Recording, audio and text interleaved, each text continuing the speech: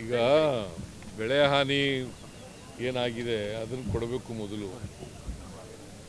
ಅದಕ್ಕೋಸ್ಕರ ಜಂಟಿ ಸರ್ವೆ ಮಾಡೋಕ್ಕೆ ಹೇಳಿದ್ದೀವಿ, ಸೂಚನೆ ಕೊಟ್ಟಿದ್ದೀನಿ. ಈಗ ರೆವಿನ್ಯೂ ಡಿಪಾರ್ಟ್ಮೆಂಟ್ನವ್ರಿಗೆ, ಅಗ್ರಿಕಲ್ಚರ್ ಡಿಪಾರ್ಟ್ಮೆಂಟ್ನವ್ರಿಗೆ ಬಹುಶಃ ಇನ್ನೊಂದು ವಾರದಲ್ಲಿ ಜಂಟಿ ಸರ್ವೆ ಆಗುತ್ತೆ. ಅದಾದಮೇಲೆ ಬೆಳೆ ಹಾನಿ ಪರಿಹಾರ ವಿತರಣೆ ಮಾಡ್ತೀವಿ.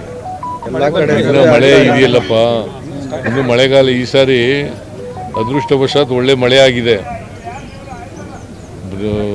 ವಾಳಿಕೆ ಮಳೆಗಿಂತ 4% ಜಾಸ್ತಿ ಆಗಿದೆ ಈ ಸಾರಿ ಮಳೆ. ಓವರಾಲ್ ಕೆಲವು ಭಾಗಗಳಲ್ಲಿ ಹೆಚ್ಚಾಗಿದೆ. ಈಗ ಬೀದರ್, ಗುಲ್ಬರ್ಗ ಇಲ್ಲೆಲ್ಲ ಜಾಸ್ತಿ ಆಗಿದೆ. ಇಲ್ಲಿ ಯಾದಗಿರಿ, ಬೀದರ್, ಕಲಬುರ್ಗಿ ಇಲ್ಲೆಲ್ಲ ಬೆಳೆ ನಷ್ಟ ಜಾಸ್ತಿ ಆಗಿದೆ. ಕೂಡಲೇ ಅದಕ್ಕೆ ಪರಿಹಾರ ಕೂಡ ಕೊಡ್ತೀವಿ.